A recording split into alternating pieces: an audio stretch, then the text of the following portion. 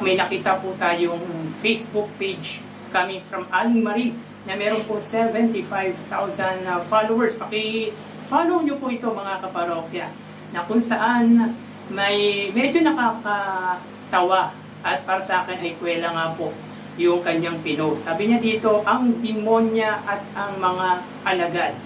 So dito may kita natin na ang mga sitting majority senators tulad ni Senate President Alan Cayetano. Si Alan Cayetano nga po ay kasalukuyang Senate President ng ating bansa. Pia Cayetano, Loren Legarda, Bongo, Jaime Marcos, Robin Padilla, Joel Villanueva, Rodante Marcoleta, Cheese Escudero, Bato de la Rosa. Wala po dito si Jinggoy at yung magkapatid na Villar siblings, si Camille at si Mark Villar. Yan po talaga ay yung mga tuta ng mga Duterte. At kung titignan nyo mga kaparokya, kung titignan ninyo yung picture, ay halos lahat po dyan ay sangkot sa mga anomalyang pinagagawa dito sa ating bansa. Yung iba ay sangkot sa flood control, yung iba naman po ay may mga kaso, lalo na yung mga Villar.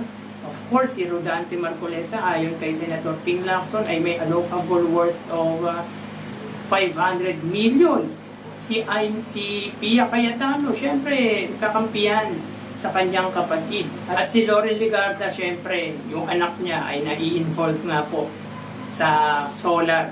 Kaya ganyan ang naging desisyon ni Loren Legarda na mag-shift po from Tito Soto side ay naging Cayetano side po siya.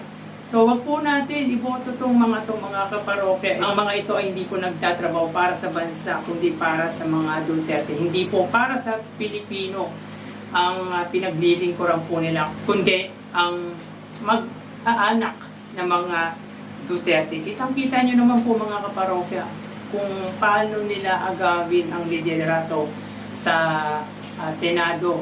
Ang ganda na po mga kaparokya ng image ng Senado mula nga ng pamunuan po yan ni Senate President or former Senate President Tito Soto. At ngayon mga kaparokya, talagang bigla na lang pong bumagsak yung tiwala natin buhat ng palitan niya po ni Alan Peter Cayetano, si Senate or former Senate President Tito Soto, which is alam naman po natin ang dahilan kung bakit gustong-gusto ng mga ito na palitan si Tito Soto dahil para harangin ang impeachment trial ni Sara Duterte. Of course, para mawalan ng saysay ang Blue Ribbon Committee na isinagawa nga po ni Panfilo Lacson, na kung saan ay nasasangkot na po dyan ang inang kabaro nito tulad ni Jinggoy Estrada, Cheese Escudero, ni Joel Villanueva. Of course, kasama na rin dyan si Rodante Marcoleta na talagang grabe kung makapagtanggol sa mga Duterte.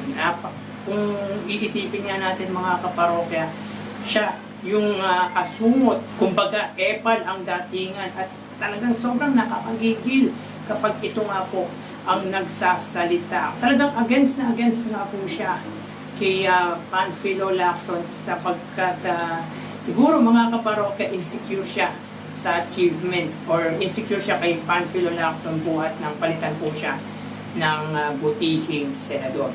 So dito mga kaparokya, yung list of senators na pinost nga po ni Aling Marie ay nakakabwisit, mga talagang as in, mga involved sa korupsyon at hindi po talaga mapagkakatiwalaan. Lalo na po yung nasa gitna ng picture, si Sara Duterte. Hindi po talaga mapagkakatiwalaan.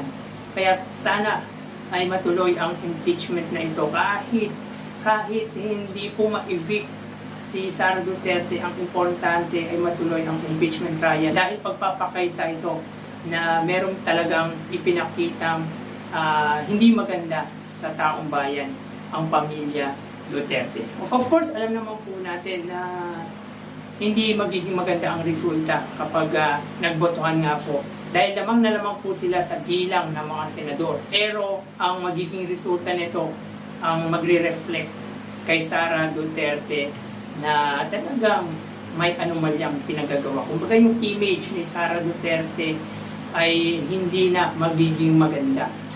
Kumbaga pangit na yung magiging imahe ni Sara Duterte dahil nalaman ng taong bayan kung ano ang anomalyang pinagagawa nito at ng kanyang pamilya sa ating bansa. Medyo natawa tayo mga kaparokya dahil demonya pa po ang pagkakasabi ni Aling Marie. At totoo naman, agree tayo dyan mga kaparokya, parang hindi po kasi talaga siya mapagkakatiwalaan.